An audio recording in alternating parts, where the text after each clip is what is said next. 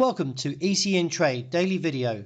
Before we begin, it should be noted that any advice is of a general nature only and that your personal circumstances have not been taken into consideration.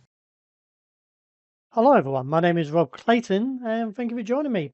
Well, the Australian dollar is back up towards that 72-cent mark earlier this morning and now looking for a potential pullback as the bears are once again defending this region.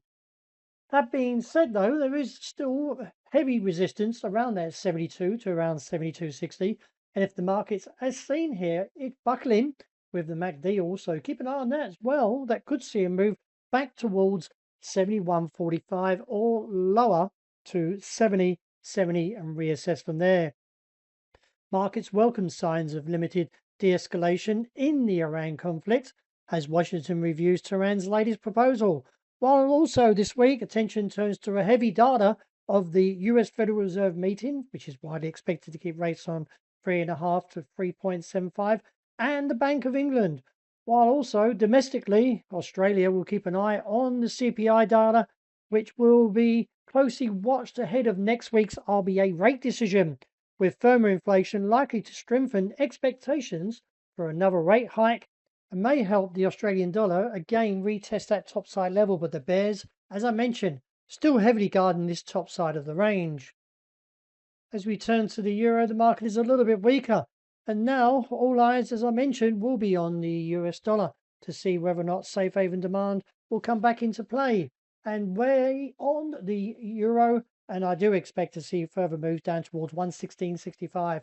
I've been a bear for a little while since this rejection here and an engulfing candle and confirmation and the recent rejection. So let's see, along with that, with the rejection of the RSI and weighing on the MACD as well, does give view that we could even get down to 115.80 as a potential target. Turning to dollar yen, well, as widely expected, Bank of Japan kept rates on hold at 0.75% and keeping policy steady as markets weigh now on the central bank's next step.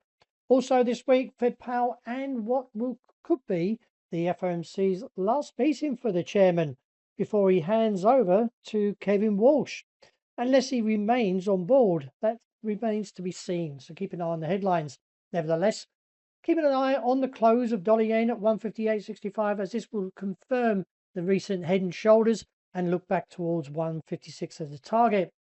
Turning to sterling, we can see the market's a little bit weaker. And I do feel that we could see a move down to 134.80 or 134.30 and reassess from there with any upside likely capped around 135, 45.85. Commodities, I'm still keeping a neutral bias. But I did say last week that I could see somewhat of a negative bias coming back into gold and therefore could see a bit of a clear out down towards 4,500.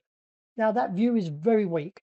And I said I am neutral, but I'm just following how the technicals are going and they are somewhat negative.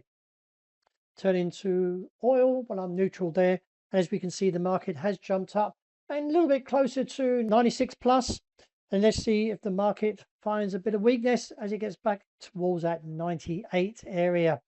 Well, that's a wrap. Thank you for joining me. As always, look out for the interest report. Hope you enjoy the great start to the day.